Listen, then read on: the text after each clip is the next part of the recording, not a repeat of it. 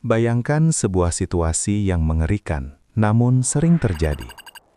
Amal ibadah kita, sholat kita yang khusyuk, puasa kita yang tak pernah putus, bahkan sedekah kita yang dipuji banyak orang, bisa jadi tertahan di langit, menggantung, tidak diterima pun tidak ditolak. Mengapa? Hanya karena ada janji pelunasan kepada orang lain yang sengaja kita lupakan demi terlihat dermawan di depan orang banyak. Inilah penghalang surga yang sering diabaikan, menunda membayar hutang demi menjaga citra sosial. Dalam tinjauan teologis yang mendalam, kita mengenal dua jenis hak. Hak Allah atau hak Tuhan, dan hak adami atau hak sesama manusia.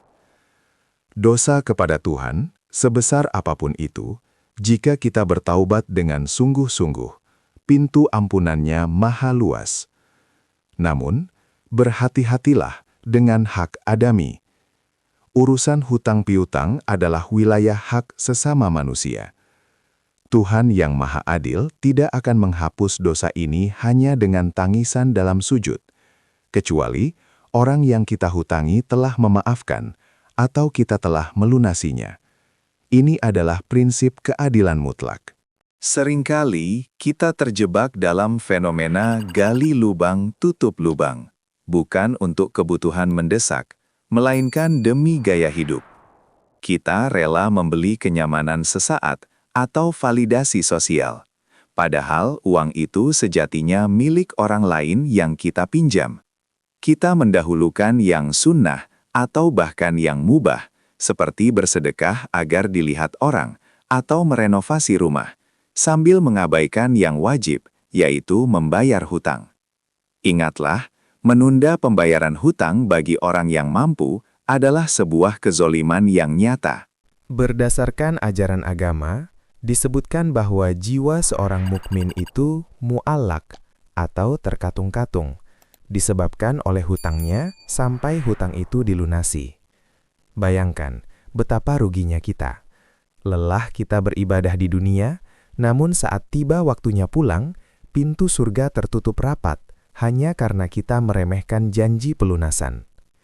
Bahkan dalam riwayat yang tegas disebutkan, seorang yang mati syahid pun diampuni semua dosanya, kecuali satu hal, hutang.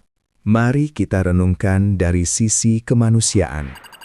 Saat kita menahan hak orang lain, kita mungkin telah memutus rezeki keluarganya hari itu.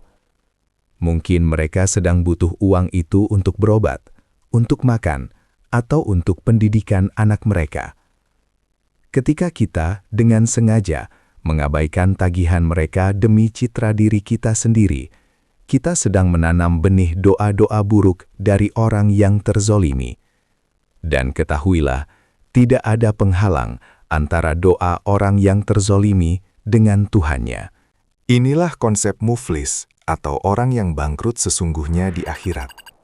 Mereka datang membawa pahala sholat, puasa, dan zakat setinggi gunung. Namun, mereka juga datang dengan membawa dosa mengambil harta orang lain tanpa hak. Akibatnya, pahala kebaikannya diambil untuk membayar hutang-hutangnya kepada orang tersebut. Jika pahalanya habis dan hutang belum lunas, maka dosa-dosa orang yang dihutanginya akan ditimpakan kepadanya. Sungguh akhir yang tragis bagi pencari surga.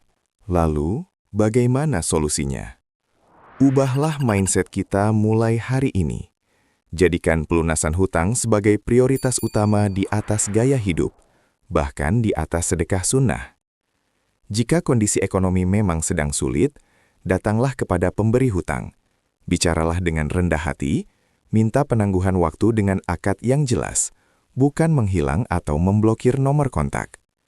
Itikat baik untuk membayar adalah separuh dari solusi, dan Tuhan akan menolong hamba-Nya yang berniat kuat untuk melunasi amanah. Saudaraku, jangan biarkan hutang duniawi menjadi tembok tebal yang menghalangi kita mencium bau surga.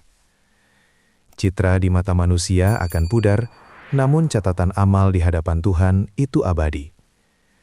Mari kita bersihkan harta kita tunaikan hak sesama, agar ibadah kita ringan terangkat ke langit, dan jiwa kita tenang menghadap Ilahi.